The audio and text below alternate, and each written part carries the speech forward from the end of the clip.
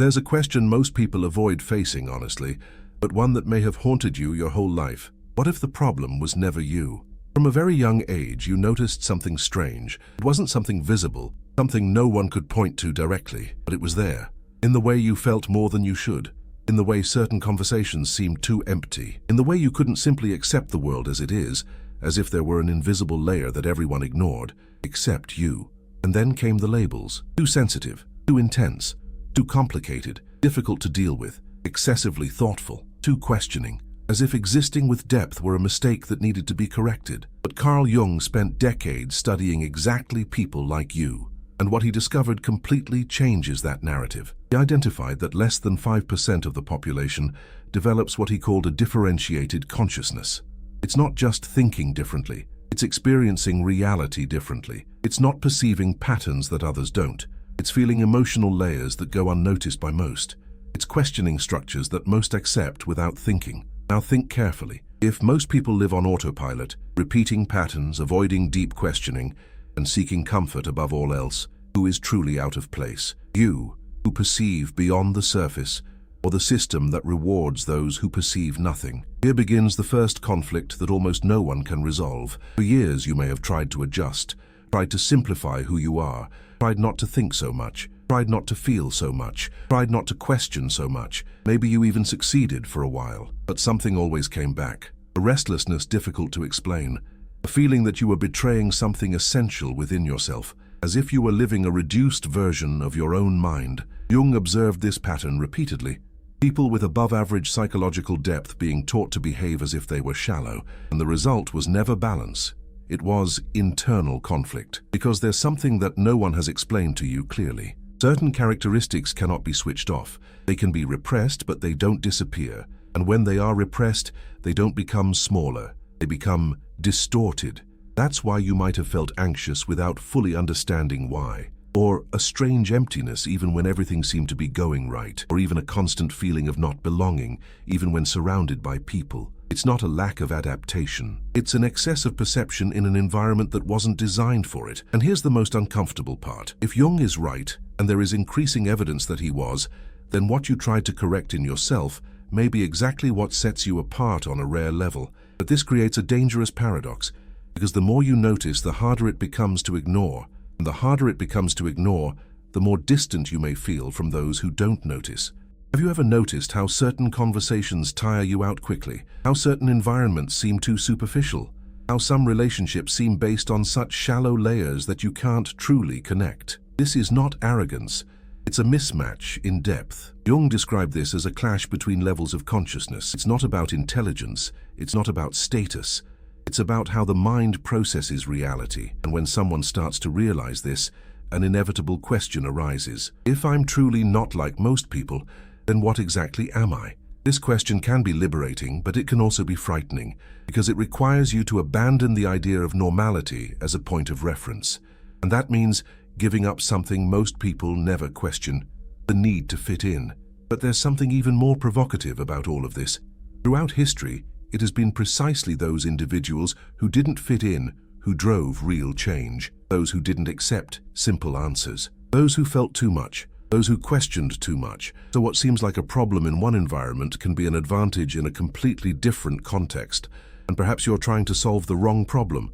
Perhaps the question was never how to fit in better, but rather where does this way of thinking truly belong? This change of perspective alters everything, because it transforms an internal conflict into an investigation. Instead of trying to diminish yourself, you begin to try to understand yourself. But understanding this requires courage, because it also means facing a difficult truth. If you truly have this kind of perception, then there is no such thing as a completely comfortable path. There is no such thing as a completely superficial life that will satisfy you for very long. And that explains why, even when you try to simplify everything, something inside you keeps insisting on going deeper. Most people run away from that depth. You can't. And this is exactly where the journey truly begins, because recognizing that you can be different isn't the end of the story. It's the beginning of something much more complex. And all of this only starts to make sense when you understand the first real sign of this type of mind. A sign that explains why you feel things that no one around you seems to even notice. There's a specific moment that almost no one can explain, but that you've probably experienced many times. You enter a familiar setting, perhaps a meeting, a family dinner, or even a simple conversation, and something inside you senses that there's more happening there than what's being said. The words follow one path, but the feeling points to a completely different one.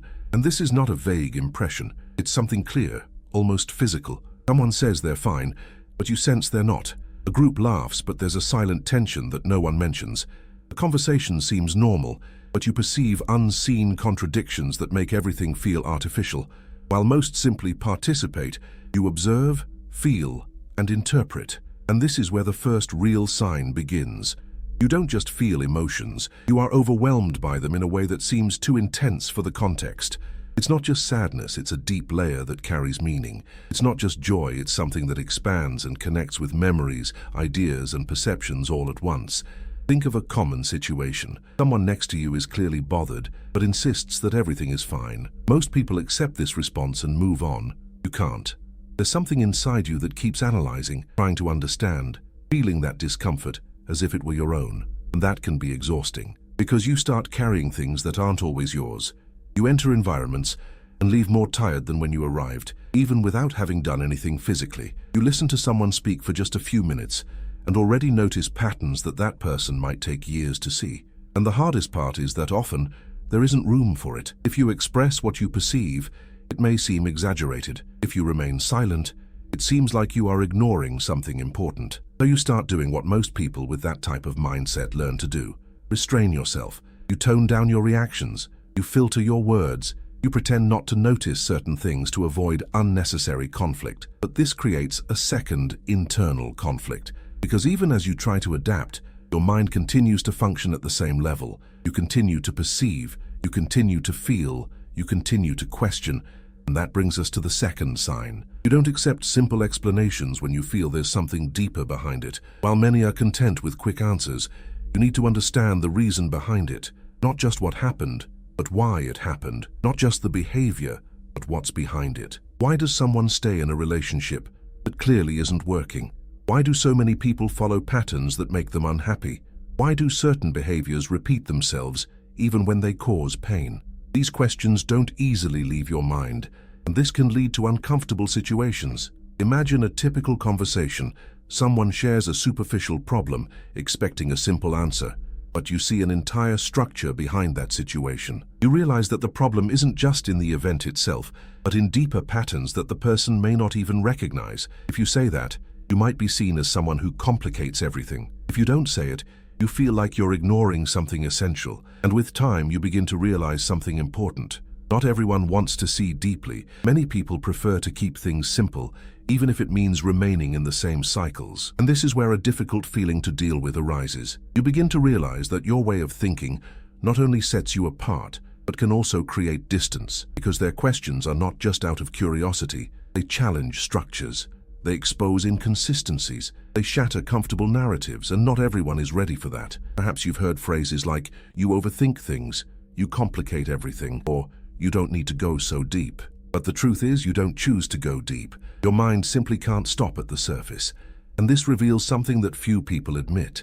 Most social relationships are built on limited levels of depth. There's an unspoken agreement not to go too far, not to question too much, to keep everything within a comfortable zone. You don't fit well into this arrangement, and this can create a constant feeling of misalignment. You participate, but you don't feel fully present. Talk, you feel something is missing. You connect, but you rarely feel it's a complete connection. And then an inevitable question arises. I can't live on the surface.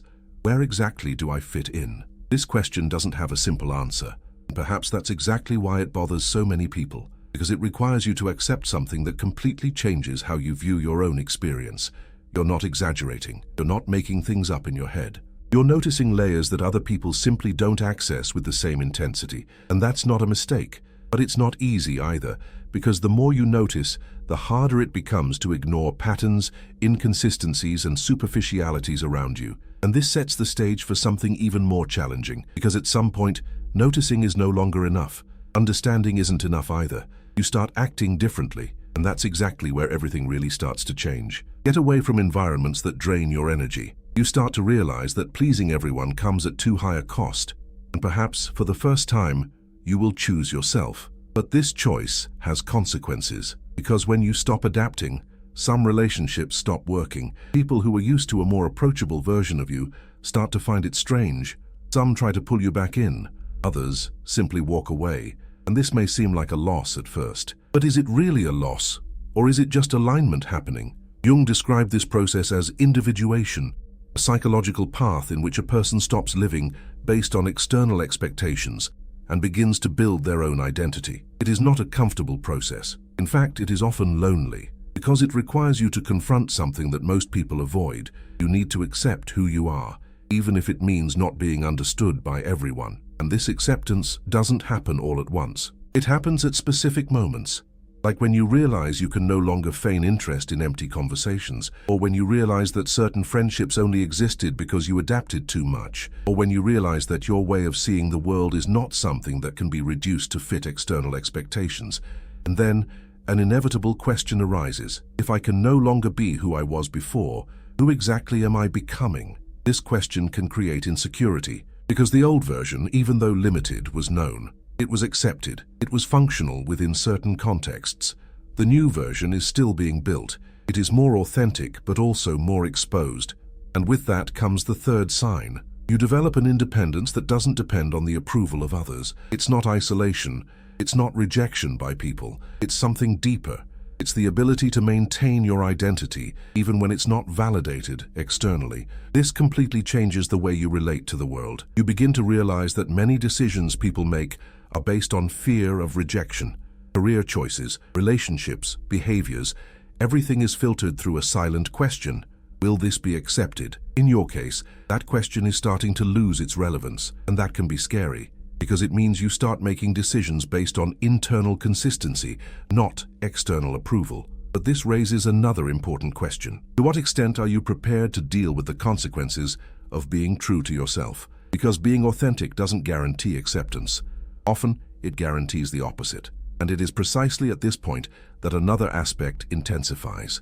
The perception ceases to be merely emotional and becomes almost strategic. You begin to read people more accurately, not just what they say, but how they say it. Not just their behavior, but the pattern behind it. Small details begin to make sense. Subtle changes in expression, hesitations in speech, inconsistencies between words and actions. You begin to see what is implicit, and that can be disconcerting, because the more you notice it, the harder it becomes to ignore. Imagine a common situation. Someone is being kind, but you sense a hidden intention. Or someone gives a compliment, but there's a subtle tension that doesn't match the words. Or a seemingly simple conversation reveals a more complex emotional game. Most people don't realize this clearly. You do. And then another silent choice arises. Ignore what you see or trust your perception. Because trusting in that means accepting that you see things that not everyone else can see. And this can create a new kind of distance. You begin to realize that you can't react to everything you perceive. Not everything can be said. Not every reading can be shared, and that requires control. But this kind of control is also tiring, because you don't just live your own experiences. You also process the experiences of others, even unintentionally. And then a deeper question arises. If you feel so much, perceive so much, and understand so much, how do you protect yourself from all of that? This is one of the most important issues in this process. Because without protection, this sensitivity can turn into overload. You may start absorbing emotions that aren't yours. You may become the balancing point in disorganized environments. You may end up taking on emotional responsibilities that no one asked for, but that you feel you need to carry, and that's not sustainable. Jung warned that a mind that perceives deeply also needs to learn to establish boundaries with the same depth. But here's the point that changes everything. This independence you're developing isn't just about distancing yourself from what doesn't make sense. It's about building a stable inner center, a place where you don't constantly depend on the environment to feel good, where your identity doesn't change according to the opinions of others, where you can observe without being completely absorbed. And this doesn't happen by chance. This is built. Every time you choose not to diminish yourself, every time you trust your perception, every time you distance yourself from what is not aligned. But this construction has an inevitable effect. It completely changes the kind of life you can live, because the more you know yourself, the less room there is for living on autopilot. And it is precisely here that the next challenge arises, because when you can no longer live superficially, you also can no longer find satisfaction in the same things you used to. And this opens a new phase. A phase where simply understanding or taking a stand is not enough. You start searching for something deeper, something that actually makes sense. There's a quiet moment when everything loses a bit of its luster.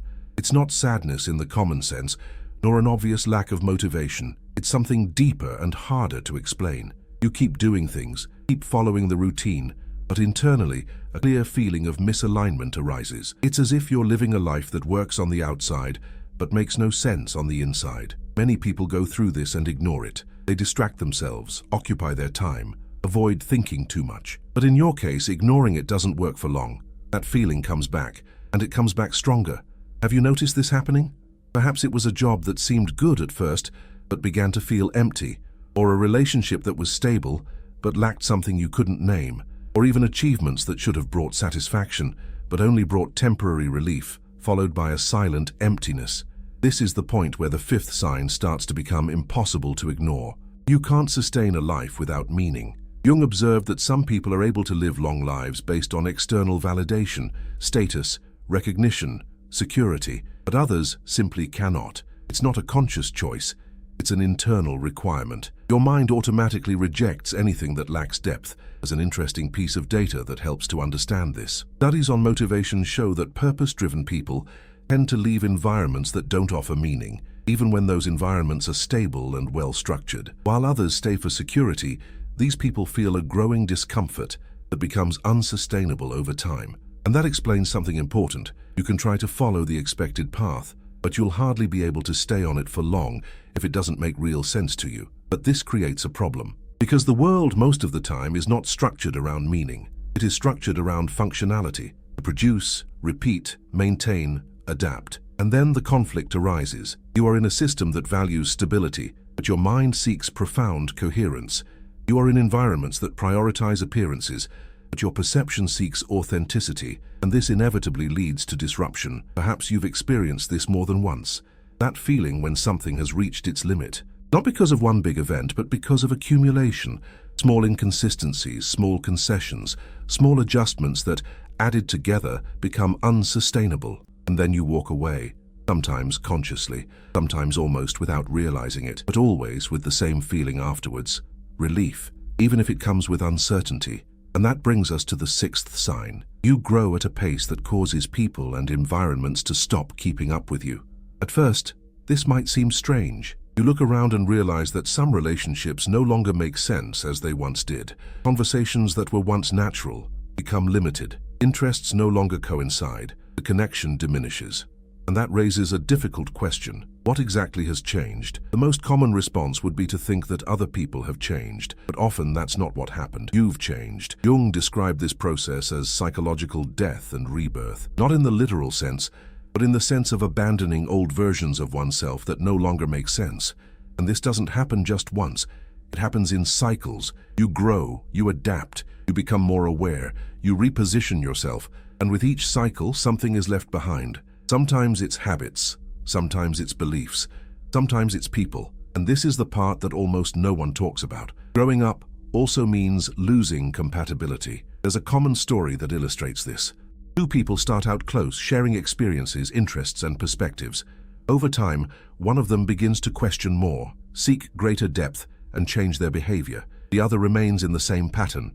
At first, the difference is small. Then it starts to show up in conversations, then in decisions, until a point is reached where the connection is no longer the same, and then discomfort arises. One party wants to maintain the relationship. The other party realizes that something is no longer aligned, and this tension cannot be ignored forever. Because when you try to maintain relationships that don't keep pace with your growth, you have to shrink yourself to fit into them, and this directly conflicts with everything you're becoming. But here's the point that ties all of this together again. Research on human development shows that profound psychological growth rarely happens in groups.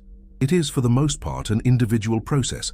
This doesn't mean permanent isolation, but it does mean that certain phases need to be traversed alone, and that explains the feeling that many people can't name, the feeling of moving forward, but at the same time moving further away. And then another important question arises. If growing up means distancing yourself from certain people and structures, how can you build something new without getting lost in the process?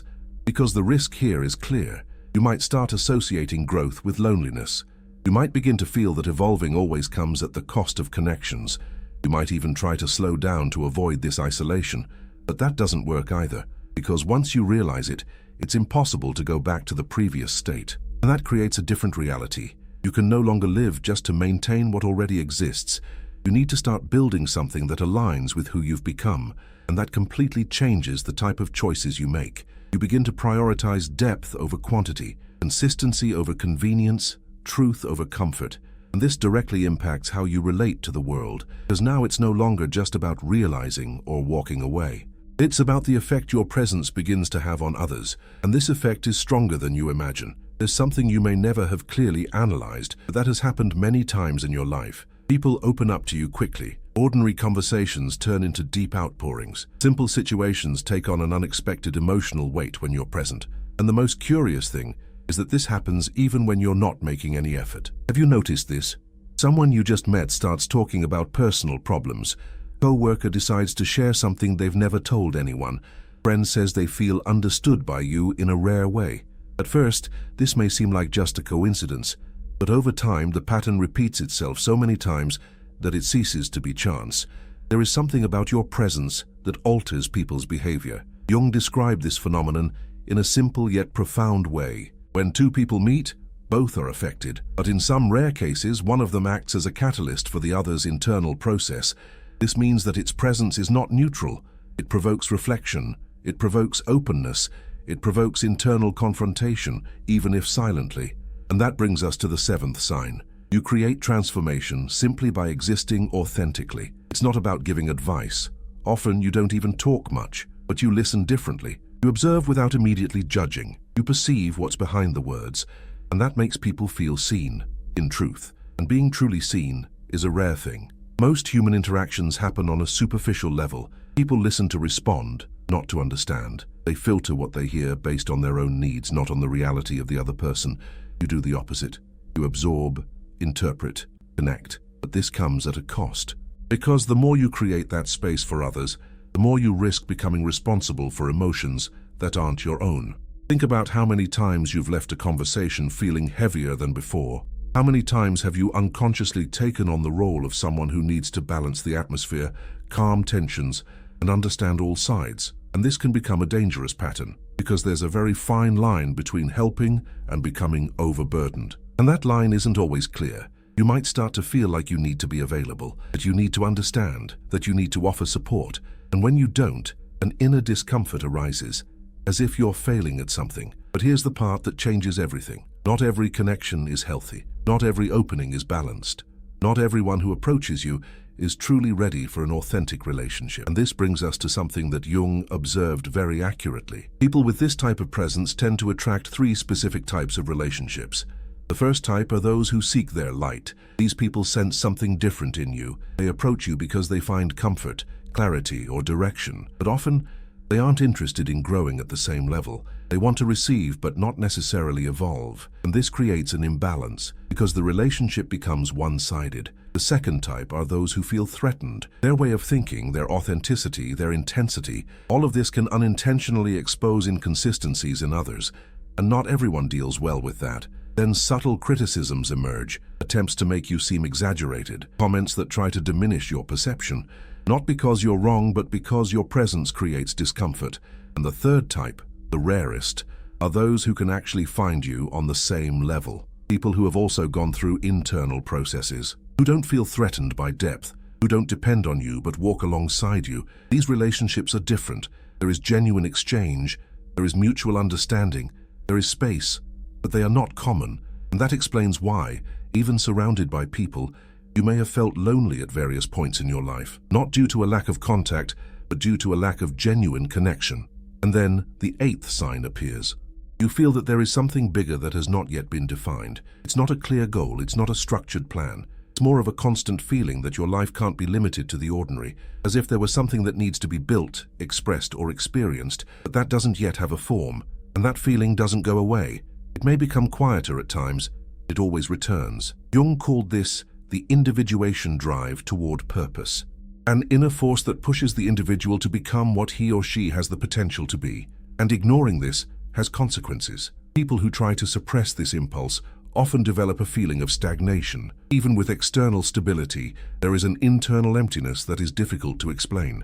Because it's not about achieving something specific, it's about aligning your life with who you truly are. But this raises an important question. How can you follow something that is still unclear? Because unlike traditional goals, this type of direction doesn't come with a defined map. There's no preset path. There's no guaranteed sequence.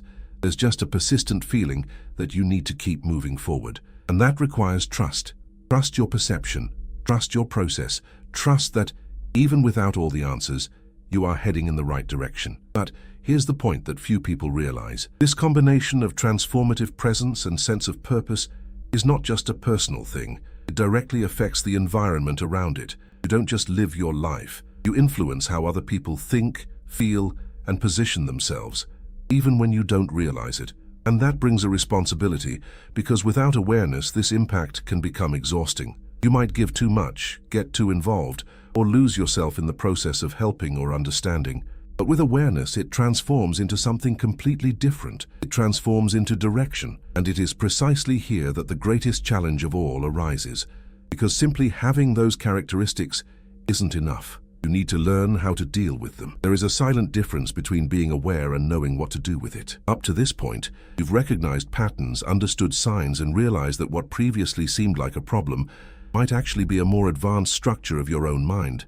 But that by itself doesn't change your life, because understanding without application turns into frustration. And this is exactly where many people get stuck. They perceive too much, feel too much, understand too much, but they continue living the same way. They continue placing themselves in the same environments, repeating the same patterns, allowing the same wear and tear, and then an even more intense feeling arises. It's about knowing you could live differently, but not knowing how to make that a reality. Jung was straightforward about this. He stated that it is not enough to become conscious. It is necessary to integrate this consciousness into practical life. Otherwise, consciousness itself becomes a burden.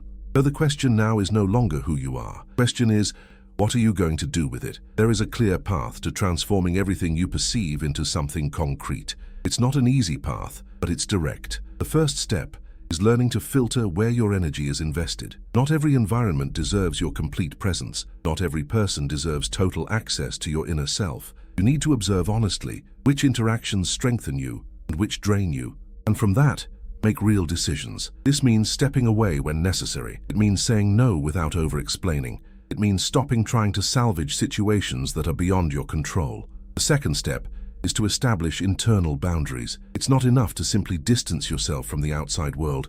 You need to learn not to absorb everything that happens around you. Not every emotion needs to be processed by you. Not every problem needs to be deeply understood. You can tell without loading, and that requires conscious practice. Whenever you feel you are absorbing too much, ask yourself a simple question. Is this mine? Or am I taking on something that doesn't belong to me? This distinction completely changes your way of life. The third step is to direct your depth towards something constructive. Your mind wasn't designed to operate on superficial levels. If you don't direct it towards something meaningful, it will seek stimulation anywhere, including in situations that cause stress. You need to choose where to apply your analytical, perceptive, and sensitive abilities. It could be in a project, in a field of study, in a creation, in a purpose that makes sense to you. But there needs to be a clear direction. Without it, your own intensity can turn against you. The fourth step is to develop conscious relationships. You don't need a lot of people. You need the right people. This means stopping insisting on connections that don't match your depth. It means accepting that not everyone will understand you. And most importantly, it means recognizing when someone is truly on the same level of consciousness as you. These relationships are rare, but when they exist, they change everything. Because in them, you don't need to shrink yourself. The fifth step is to integrate your shadow. Here's a point many people ignore. Being aware doesn't make you immune to negative patterns. On the contrary, you may develop more sophisticated ways to sabotage yourself. You may feel superior for noticing more. You may take on responsibilities that aren't yours. You may believe you need to carry more weight than others. All of this needs to be observed honestly, because maturity isn't just about recognizing your light. It's also about recognizing where you're still out of balance. And the final step is accepting responsibility for one's own nature. If you've made it this far, you've already realized that you can't live superficially for very long. That's not going to change. So the choice is no longer between being who you are or not. The choice is between living this consciously or continuing to try to fit into something that will never fully work. And that choice defines the kind of life you're going to have. There is something that Jung understood very clearly. People like you aren't just here to go with the flow. They're here to expand what's possible, to question, to delve deeper, to transform. But that only happens when you stop asking permission to be who you are, when you stop constantly explaining yourself, when you stop diminishing yourself to make life easier for others. And he begins consistently to live in alignment with his own structure. Yes, this can lead to moments of loneliness. Yes, this can lead to misunderstanding. But it also brings something that no superficial adaptation can offer: coherence. And living consistently changes everything. Changes your energy, your decisions, your relationships, and most importantly, the way you see yourself. Because the moment you stop fighting against yourself, something reorganizes itself internally. You cease to be a conflict and become a direction. Now there is one last question that only you can answer. Are you going to continue treating this as something that needs to be hidden? Or are you going to start using it for what it really is, an advantage? If this content resonated with you, if you recognized yourself in it at any point, if any part of it brought you clarity, then you've already taken the first step. Now put that into action. Subscribe to the channel to continue exploring this type of content. Like the video so that more people going through the same process can access this information. And if you want, share your experience, your questions, or even things you still can't explain about yourself in the comments. If you prefer, you can do this anonymously, because understanding who you are doesn't have to be a solitary process. And perhaps by sharing, you'll realize something you hadn't seen before, or help someone understand for the first time. And that is already transformation in motion.